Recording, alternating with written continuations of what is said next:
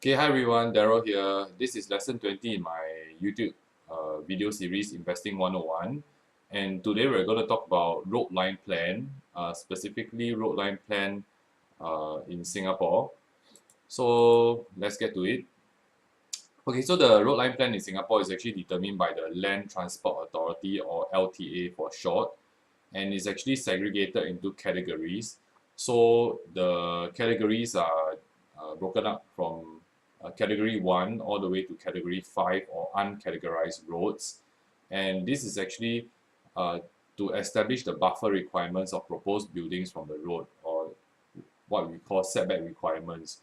So a lot of people actually have this misconception that if, let's say, my property, especially let's say they purchase a landed property, then they say that oh, my landed property is next to let's say category 1, 2, or 3 road, then there is higher chance that the government will expand the road and then will eat into my property or whatsoever.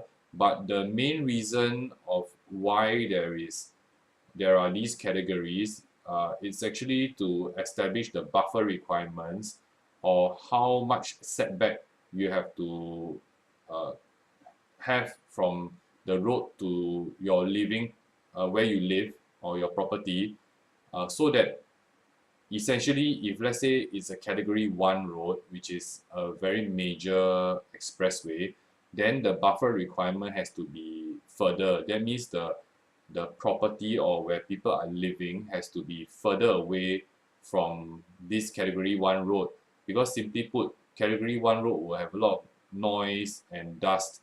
So the Land Transport Authority will actually ask people to try to have a wider buffer from where they live to the category 1 road, because it's quite a major road. Okay, so this is actually the main idea of why is there this road line plan. Okay, so in a nutshell, this is it. So these are category 1 to category 5 roads, and this is how uh, LTA actually breaks them down. So category 1 is generally an expressway that forms the primary network where all long distance travel movements should be directed. So essentially it's just all the expressways in Singapore. So category 2 will be a major arterial which predominantly carries through traffic from one region to another. So generally they're just major roads in Singapore. Okay, and category 3 are minor arterial roads that distribute traffic within the major residential and industrial areas.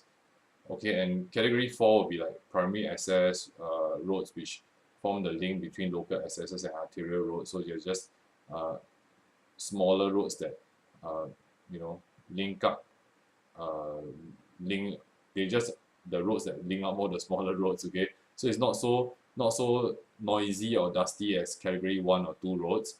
And then category 5 is like the the least dusty and least noisy one, whereby I guess everything goes, and the setback doesn't need to be set.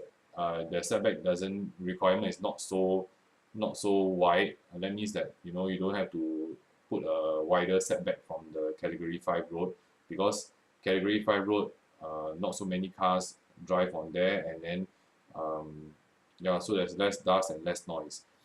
Okay, so generally road line plans, right, like whether it's a Cat 1 to Cat 5 road, it's not actually telling you that the government is going to uh, eat up your plot of land because your plot of land is next to a Cat 1, Cat 2, or Cat 3 road. Of course, there's always the possibility, but the thing is that it is because if you live too close to a category 1 road, right, then the quality of living is not going to be so good.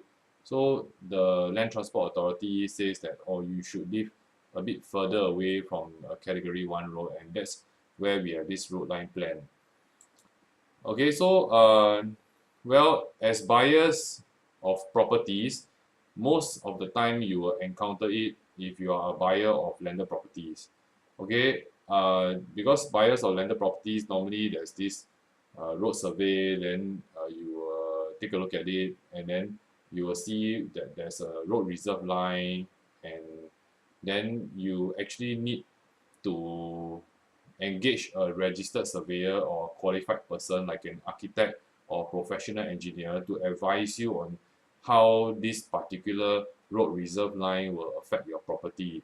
So in most cases, you actually have to, if let's say there's a road reserve line within your property, then the setback has to start from that road reserve line. Yeah, so these are things that are mostly encountered by buyers of landed properties. Okay, so that's about road line plan. Okay, and see you at the next video.